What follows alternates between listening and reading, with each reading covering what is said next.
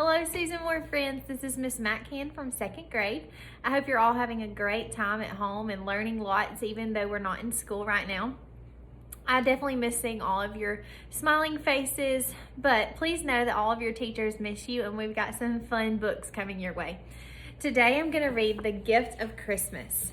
This book was written by Christine Leeson, and it's illustrated by Gabby Hansen. While we're reading this book, I've got some fun vocabulary words that we're going to talk about, and I have a challenge for you guys while you're at home. I want you guys to use these vocabulary words that we learned today in sentences while you're talking to your friends, your family, your neighbors, whoever you're talking to, and see if you can impress them with some big vocabulary words. I think you guys can do it. All right, let's read The Gift of Christmas. It was Molly Mouse's first Christmas. The sky was streaked with pink and gold, and there was a tingle in the air. Through the window of the house, something was shining and glittering into the night. "What is that, Mom?" asked Molly. "It's a Christmas tree," said her mother. "People cover it with shiny balls, lights, and stars." "I wish we had a Christmas tree," sighed Molly. "Why don't you go into the woods to find one?" said her mother. "You could make it look just as nice as that tree in the window." Molly thought this was a great idea. She called her brothers and sisters together, and off they all scampered. There's a good vocabulary word that I think we can learn about. Let's listen to the sentence again. She called her brothers and sisters together, and off they all scampered. So scampered is a really good word for you guys to use at home. Scampered means that you run quickly with little bitty steps, kind of like when you guys are going to PE and you scamper off to PE, or like a mouse would do if it runs across the room. It scampers across the room. I think you guys can use that word in a sentence. On the way to the woods, they came to a barn. The mice rummaged through it, looking for something to add to their tree. Under a big pile of hay, Molly found a doll. "This is like the doll on the top of the Christmas tree in the window," she said. "It will be just right for our tree." But the doll belonged to someone else. "Grrr," said the old farm dog. "That's mine." "Don't chase us," cried Molly. "I only thought the doll would look nice on our Christmas tree." The old dog yawned. It was true that sometimes he did chase mice. But because it was Christmas, or because he remembered the Christmas tree in the farmhouse and how he used to play with the children there, he said the mice could borrow the doll. And there's the dog. The mice left the barn and walked across the barnyard carrying the doll. They came to the edge of the woods. "Hey," shouted Molly, "I see something else we can put on our Christmas tree." It was a gold ribbon hanging from a branch of an oak tree. Molly scampered up the trunk, took hold of the ribbon, and pulled. But the ribbon belonged to a magpie. What is a magpie? Well, let's look at the picture to help us. So a magpie is a black and white bird that lives in North America, which is where we live. We live in Alabama, which is our state, but North America is our continent. So the next time you go outside, look around in the woods and see if you see a magpie in the trees around your house, or if at a park, wherever it is you go, and tell your teachers when you get back that you saw a magpie, and I bet they'll be impressed. So the ribbon belonged to a magpie. She had taken it to line her nest. "Please don't be angry," said Molly. "I only wanted the gold ribbon for our Christmas tree."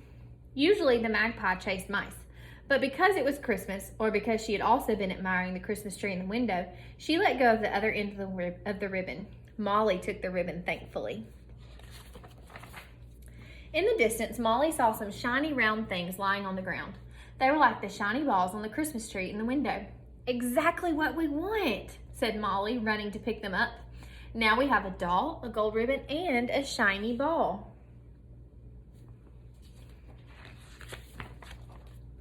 But those shiny balls belong to a fox. "Those are my crab apples," he barked. "I'm saving them for the cold days ahead." "We only thought one would look good on our Christmas tree," said Molly. The fox sniffed.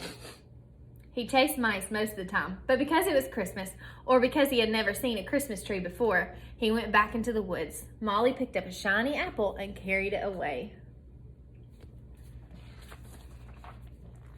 Twilight was falling as the mice went deeper into the woods. Oh, there's another one of my favorite words, twilight. So let's look at the picture. This is what twilight would look like. So twilight is when the sun is starting to go down and it's starting to be nighttime, but it's not quite dark enough yet for it to be nighttime.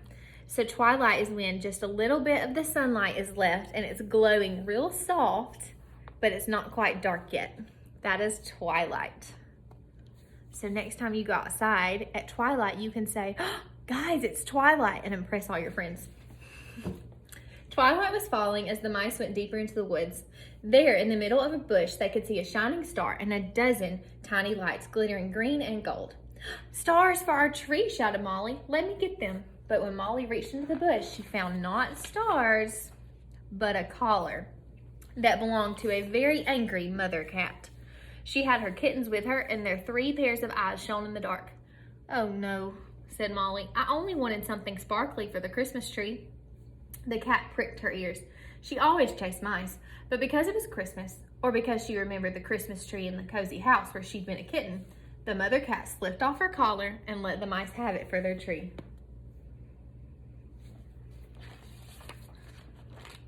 At last, in the clearing in the deepest part of the woods, the mouse found a large evergreen tree. Our Christmas tree, cried Molly. They hung the doll, the ribbon, the crabapple, and the cat's collar on the tree's branches. Oh, said Molly when they had finished, it doesn't look at all like the tree I saw in the window. Sadly, the mice turned away. Disappointed, they walked all the way back home and went straight to bed. There's their tree. It doesn't look like what they thought, huh? In the middle of the night, the mother mouse woke up Molly, her brothers, and her sisters. Come with me, she whispered. I have something to show you. The mice scurried along behind their mother, past the farm and into the woods. Other animals hurried on ahead of them into the deepest part of the woods. At last, the mice reached the clearing where Molly's Christmas tree was. Molly stood completely still. Her eyes grew large and round. Look at that, said Molly. During the night, the animals had all added decorations to the Christmas tree. The frost had come and touched everything with glitter. The little tree sparkled, and even the stars in the sky seemed to be caught in its branches, with the biggest and brightest star right at the very top. Our Christmas tree is even better than the one in the window, said Molly. And because it was Christmas, all the animals from the woods sat quietly around the tree at peace with each other. There's the tree. You can even see it glittering. The end. And here's their tree in the woods. So guys, I hope you enjoyed that book, The Gift of Christmas, and I hope that you learned some new words. But I also want to talk to you about Christmas time and what that means. So Christmas time is a time of giving and sharing and showing kindness to one another. And just like in this book where the fox and the dog and the magpie showed kindness to Molly and they shared with their things, I want to ask you to share with your family and your friends. Maybe you share your toys, you share a special snack, or you just share a hug or some kind words with them. I hope you all have a very Merry Christmas, and I look forward to seeing you in school again. Bye, guys.